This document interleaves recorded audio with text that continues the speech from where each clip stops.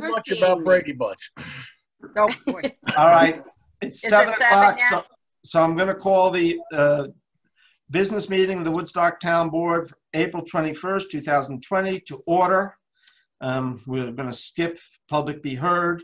We do have one member of the press, Felicia Kasich of Woodstock 104.1 FM radio. Thank you for coming, Felicia. I see Nick. I'm here too. Nick is on. Nick is on? Yeah. Yep. Yeah. Okay, sorry. So Nick is present as well. Where are you, Nick? You can't see me. He I doesn't don't have have a a camera. Right. Yeah. Yeah, he's being shy. He's got. So I have one announcement and then two quick things to talk about, and then I'll go into resolutions. So last week, I was aware that Andre Neer, and most of you are probably aware, had passed away. I did not announce it to the meeting because the burial, which was a private ceremony, particularly in this time, was the following day, and I didn't see how we would possibly keep crowd out of there if we had made it public. So I, just want to put a little note in there. Andre and his family have done a tremendous number of things for this community, including running the Christmas Eve program for Richard, 60 years, 70 years, 80 years? God knows, long time. Yes. And, it was actually the day of the burial was their 71st wedding anniversary. Wow. Which, I mean, that's unheard of. So, And he won the first Alf Evers Award. I was just going to say, every year we give it to somebody, and Andre was the first recipient, and rightfully so. Probably Absolutely. You guys didn't even have to think about that one. No, it was a quick meeting. Yeah. So I only knew him for about 60 years, and he was as fine a human being as I've ever met. Yes. Yeah. He will be missed. He was a gentleman.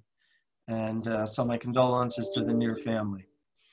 So the other two things I wanted to talk about, I have sent you folks out an email about the water sewer payments. And, there are a number of folks that are struggling a little bit with that. We can't just do for one and not the other. It's got to be consistent. So I wonder if you wanted to consider it. And we can't just say don't pay it. We need that revenue to continue to operate those departments, which are essential. And they don't have a big cash backup. So it's critical that we do get the payments in, but we might consider something like a 4-week or 1-month grace period with no penalty to help people out a little bit in this time. So it may be a stretch, but I was thinking the water bills come out once a quarter. Is it too much to say? We'll give you a 3-month grace period, but when the bill comes for the next quarter, that's the end of the grace period. Because I don't know how you do a 1 month because the bills come quarterly. well, and they have one extra month to pay without getting a penalty. I should just push the end date back a month. Okay. Yeah, we push the final due date back a month.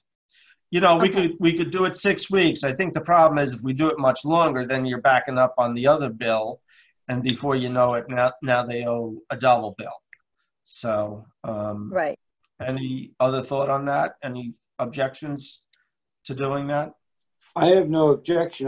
What's the criteria or the criterion? I don't think we can have a criteria. I think it's got to be the same for everybody. And we just say, we're going to have, we hope those who can afford it will pay because the district needs the income. But if you're really struggling, we're not going to ask why. There'll be a grace period. Is this the bill that just went out or the next bill? Jackie, when did the bills go out? I would think it would be this bill is what we're feeling the pinch, and the end of April is the end of the grace period. So you would move it to the end of May would be perfect. Okay. Okay, but then people won't really know because the Times I don't think is printing, right, Nick? I think the Times is online but not printing? But he can put it online and we can post, and you know, Put it on those the who Facebook page. Yeah. yeah, and those who are struggling, you know, will come in and ask, and those who don't have such an issue will just pay for it. So, you know, I don't think we have to worry too much about publishing, but we can do it on the Facebook. So, okay. I'm definitely good with it. go ahead, Reggie. I'm pretty sure word would spread rather quickly. Yeah, I think so too. I think it's it. So I'll just add this resolution: be it resolved to extend the grace period for this quarter's water sewer bill from April 30th to May 31st. Second. All in favor? Aye. Aye. Okay, so that's one down. The other thing, the Shakespeare group, Bird on a Cliff, came to me a little while ago, and probably in the middle of this, about 3 weeks ago, wondering about the possibility of doing like a film night on, say, a Friday night where they would put a screen up and have a film here at the Shakespeare stage. I have forwarded it all to the CSAC, or at least the general question, for them to kick around. But wondering if any of you guys have any strong thoughts. And if you don't now, but come up with something, send me an email. So tell me again, so they would be playing a movie outside where they would normally do the performances? Correct. I don't have too many specifics. I guess they'll put up some kind of screen and get a projector and people can come. And, you know, this, of course, is all contingent on where we land in another month or so with social distancing and whatnot. Well, that was going to be my question, because are they planning to do it before we meet again? No, they wouldn't be doing it until June or July. Yeah. It would be when the weather's nice and warm and the ground's dry. Yeah. Yeah. Because I would think that it would make sense for us to, as opposed to making a decision now, since they we're not making a decision. Okay. I just wanted to get your initial. If all four of you said, "Oh my God, no, that's a horrible idea," then I would just say, "Don't waste your time." No, it's far enough out that, yeah. Yeah. I think that, I mean, things, you know, it's hard to predict how fast things will loosen up. So I would say, I would certainly consider it, and I would hope with social distancing it could be done. Right. And we'll know more about what our state is doing by the time we, you know, every day we get news. I guess the bigger question is the concept. Forget about the pandemic for a minute. Is the concept of having a film up here something that we would find acceptable? So I'm not a big fan of that. Lauren, I didn't hear you. Just I said I'm not a big fan of turning that into a movie theater. Okay. And the other part of it is if there's still social distancing, there's no way anybody's going to enforce that. I think if we're still in a state come July or August, there's no way we could permit it to happen. I agree. So, but you're not a fan of the concept anyway. So, well, I would. Fair. Hello. It's supposed to be kind of sacred. Yeah. Well, the thing, I guess my opinion is, I mean, people are going to need an outlet as soon as we can do it. And having the Bird on a Cliff, having the Shakespeare Theater going on up at the Cuomo, you know, that involves people being close to each other, because if they're actors on a stage, and this wouldn't be something that we would need to do forever, but people are going to need an outlet, and having a movie and people sitting 6 feet apart seems like something that could be doable in a month or two. Whereas being able to actually have performances involves a lot of people that can't social distance on stage. So, well, just to be clear, we're talking at least 2.5 months out. I mean, we're talking July. So I would let them. Let's follow the path. Let them go through CSAC. I have sent the basic questions. Let's not get ahead of this. You know, I would obviously. I don't think you have any doubt, but they also have to obey copyright here as well. Oh yes, yeah. I have popcorn. And popcorn? Yeah. Are you volunteering? No, but I might change my opinion if they offered some with lots of butter on it. That might sway your vote. Good. Right, we can do bribes. Fair enough. I like that. I agree, Richard, and I did send it off to CSAC because ultimately they should look at it first and make a recommendation back to the board. Really, I just wanted to get a sense of, if everybody thought it was a horrible idea, then I would just tell everybody not to waste our time. It sounds like there may be some agreement, so I'll ask CSAC to move forward with it and collect information on it. So I'll put them all together and we'll take it one step at a time. All right, that's it for my announcements. So I'm going to go into resolutions. Be it resolved to accept the minutes of meetings held on March 17th, St. Patty's Day, and April 14th. Second. All in favor? Aye. Aye. Be it resolved to accept the town clerk's report. Second. We didn't have We one. didn't get that one. Oh, we'll sorry. just have cover one. that. Be it resolved to authorize payments of audited vouchers in the amount of $114,997.92. Second. All in favor? Aye. Aye. Be it resolved to authorize transfers per transfer sheet. Second. All in favor? Richard can Aye. take it. Aye. Aye.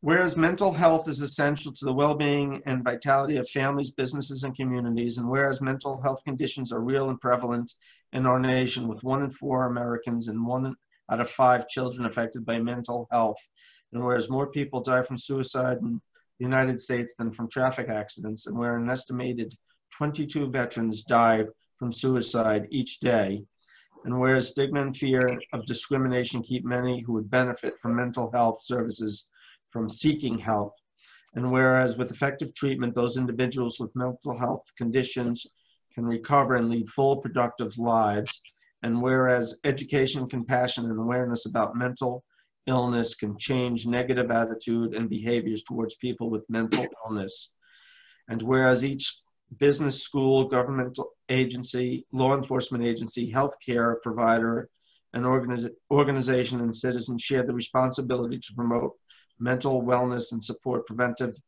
efforts. Therefore, be it resolved to proclaim the month of May 2020 as Mental Health Awareness Month.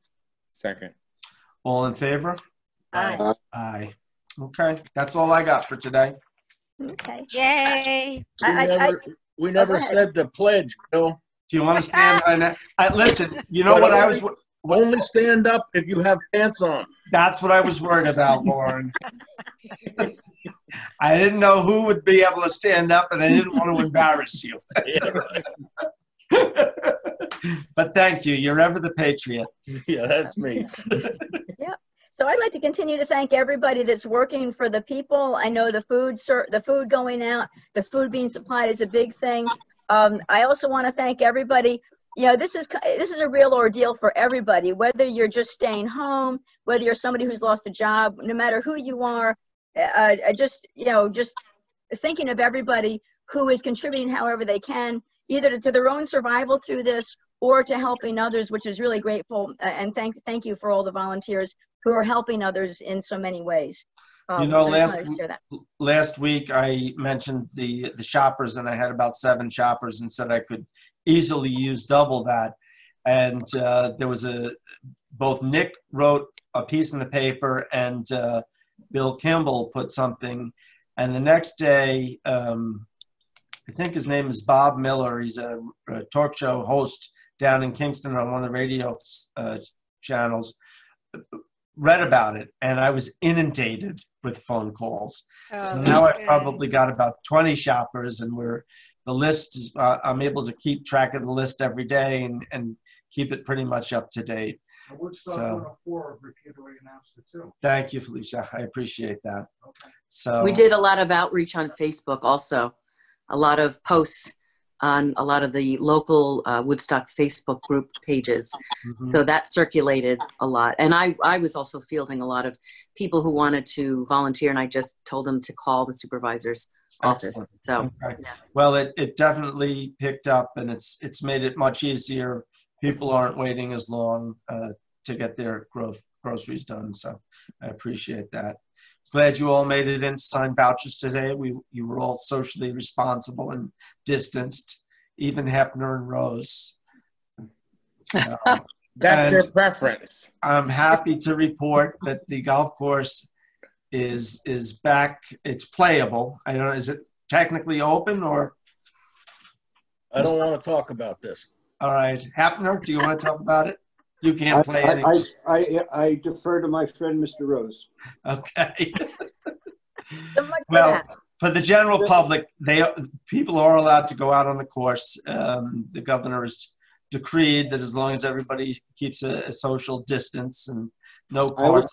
I'll just put it this way: we are not on the course. You are not. Right. Okay. Which I believe is a violation of the American Disabilities Act. Well, I'll go to battle for you on that one. Yeah, but I'll send the building inspector down there and have him chastised. no, I'll chastise him myself when the time comes. Okay. Hey, Bill. I'm sure they'd rather face the building inspector. Yes. More than likely. I don't want to bring us back to depressing stuff, but I will. Go ahead. You know, I was listening to the governor, I guess, yesterday. When, you know, at some point, we're going to have to go back and look at our budget, and we left a lot of things on the table. Mm-hmm. And, you know, the governor's talking about cuts to local communities, local towns, local cities. We'll have to see where all this plays out, but at some point, we're going to have to look ahead. I am doing that on a regular basis. Pam and I spend at least an hour every week just looking at numbers and having conversations about possible recommendations. You know, right now it's a crapshoot, but we have the Ames funding, state funding, which the Assembly and the State Senate gave the governor power. There were 3 key periods in the year when he can go back and amend the budget on his own. And that will be the last, that doesn't come out until September, October, possibly December.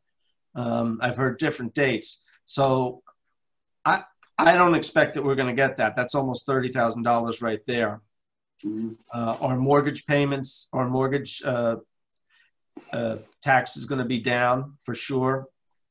Our sales tax is not looking too healthy. I mentioned to Reggie today our franchise fee. It's possible that we might see a little dip in that. What were the other 2 I mentioned, Reggie? Building permits. You know, it's possible that depending on that could go 2 ways. I mean, if this ends soon enough, people might start spending again and want to get projects done. Is likely that people stop spending and don't want to do any more projects. So we could see a decrease there. You know, it's interesting because I've heard a lot of people, they talk about municipal budgets and it's in the budget, it's in the budget. It may be in the expense side of the budget, but there's also the revenue side of the budget. And it's very likely that we won't make our deadline or our limits there. So, well, I know the governor was talking up to, and this was, I think it's Max, was talking up to 20% cut on local aid, state aid. But we left some, you know, we got things on the table, you know, such, you know, from short-term rentals to lighting to the chargers, you know, a bunch of things that we're going to have to look seriously at. Como building. You know. You mean as far as like the rentals go there? What do you mean rentals? Well, I think he's saying Oh, hold the on. Como project? There's some expenses. There's some expenses we have that we were planning to do. I think what Richard's saying is some of these expenses of things we were planning to do, and maybe the highway department buying new vehicles is another thing. Maybe there are some things that we ought to hold on till we see what the money is looking like for the year. Well, by and large, I've declared a spending freeze. So we've only, I mean, you saw the bills were only $114,000 this month. So we're way down. I'm holding the line on anybody making any big purchases. You bring up the Como project. At this point, I don't see us moving forward with that this year. I would like to think that we could continue to save for that and pick up where we left off and continue the planning process and get set up so that maybe next spring we have a bond vote and then build it next year. But I don't see us breaking ground this year. Yeah. I mean, listen, things could turn around and we could all be pleasantly surprised, but I'm prepared for that. Right. No, I am too. I think most we have to be. Yeah. Let's be realistic, and we can't force, to force even, we're good on taxes, but to force even a little bit is going to be hard. Right.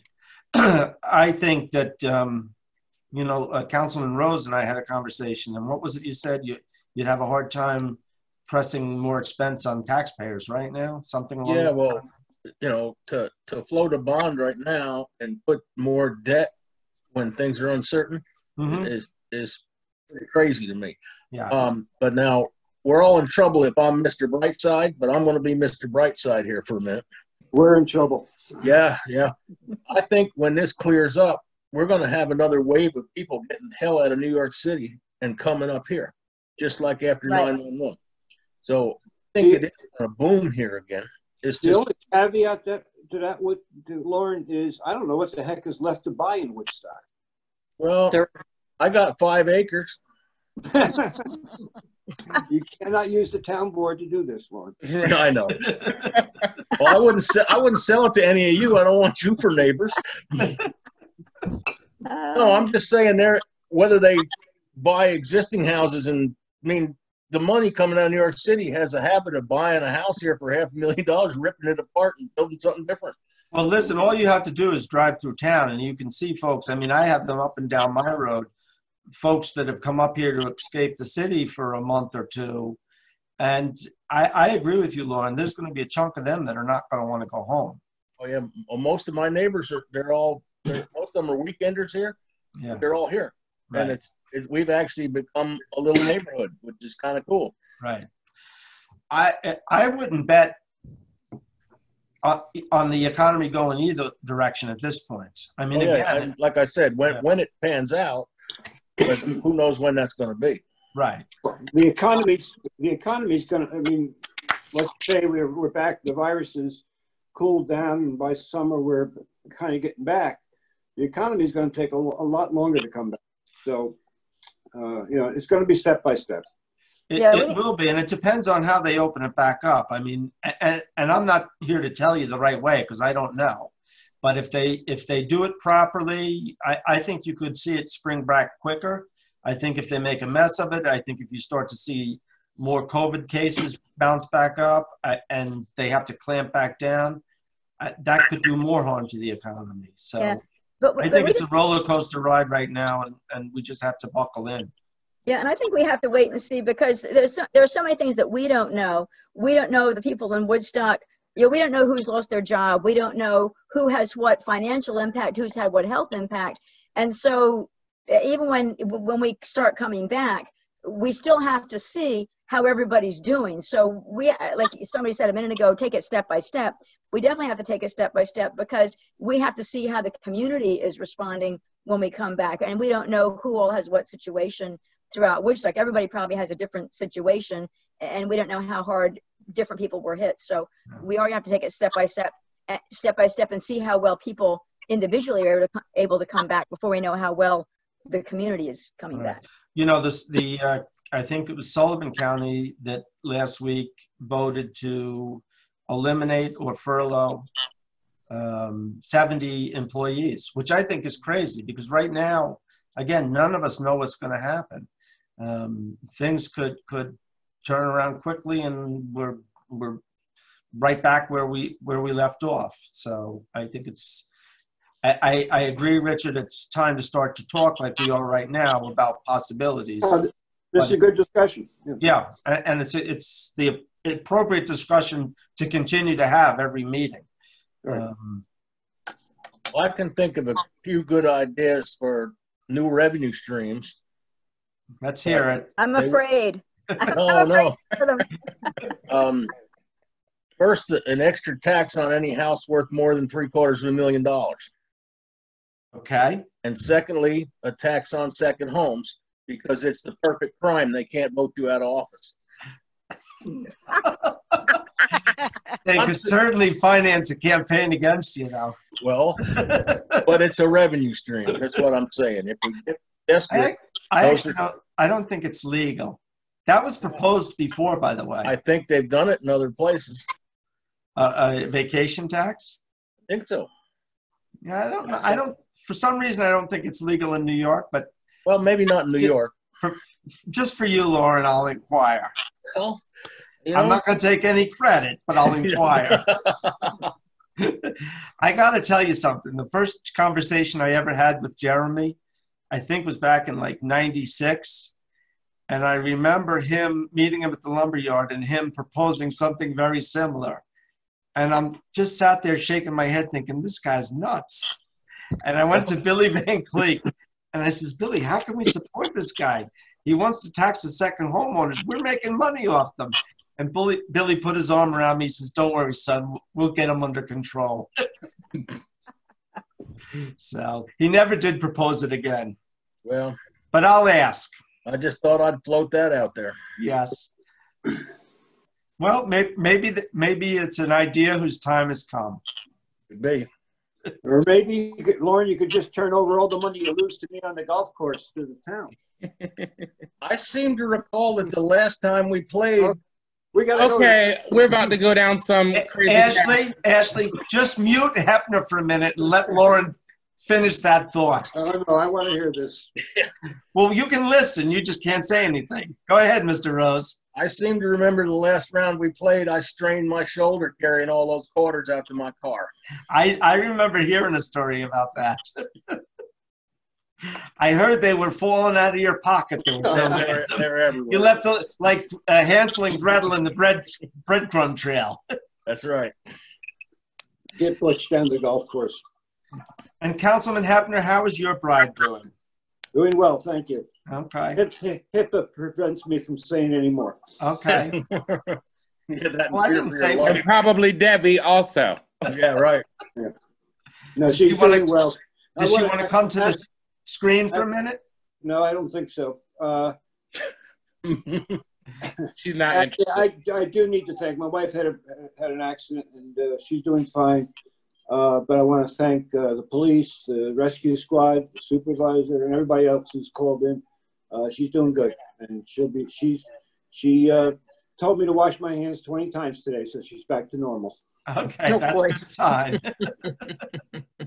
Maria Elena, do you have anything you'd like to add?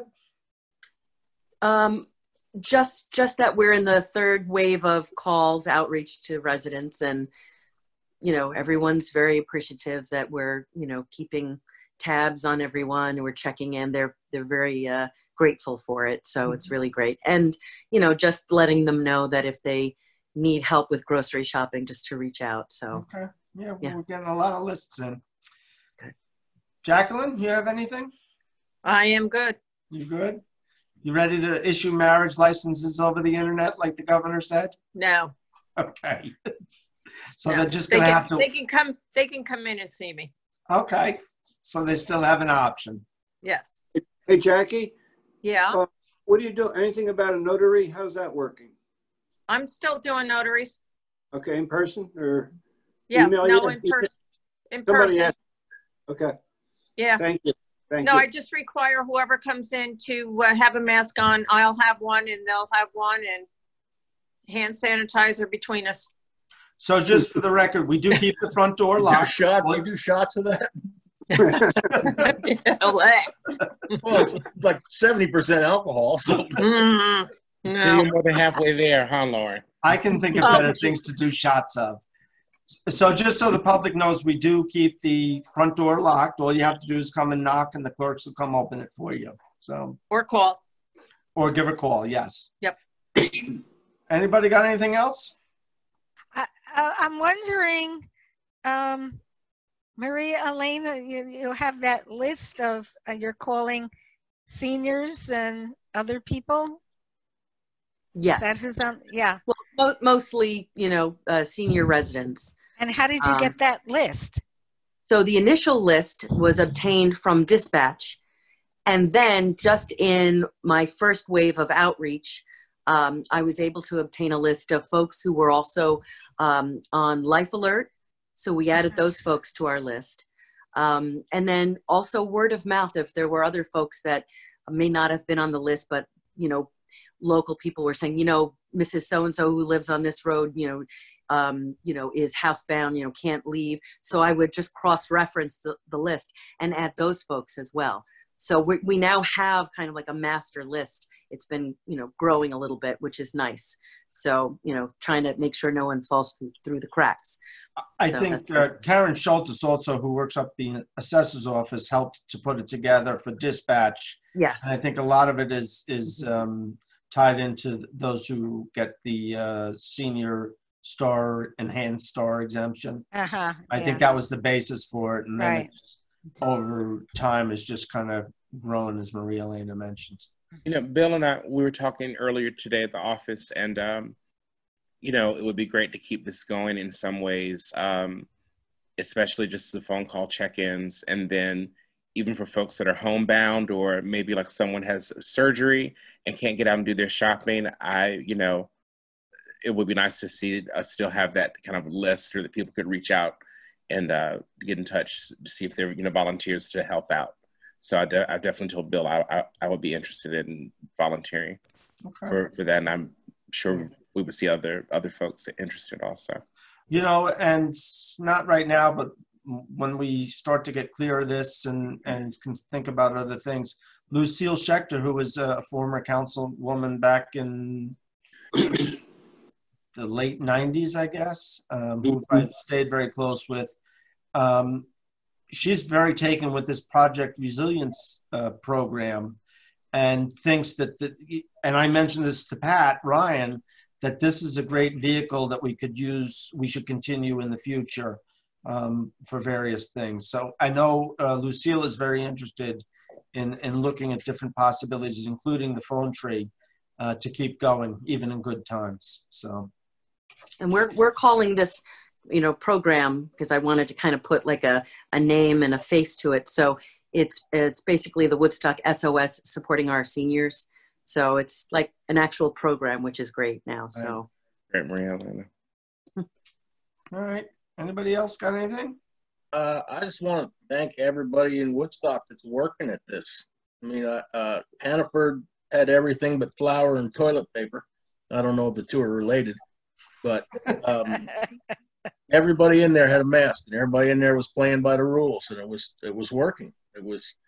I mean, I know one guy in Bearsville went in to get his mail without a mask, and I would have said something to him, but I've known him for years, and it would have been like playing handball against a blanket. So, but I think everybody is really taking it seriously, because it is very serious, and they're working at it. And I want to just say thank you to everybody. You know, we live in a great community. We certainly pull together when the chips are down.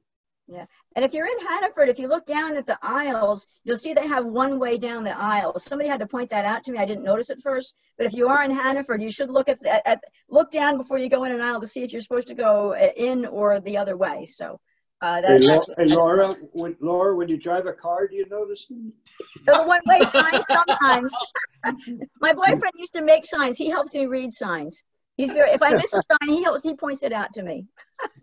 I will just say, if I can jump onto Laura's comment, that I had a very unkind woman in Kingston point out the arrow situation to me. And so if you are one of those people that notices someone, you can still be kind and kindly let them know.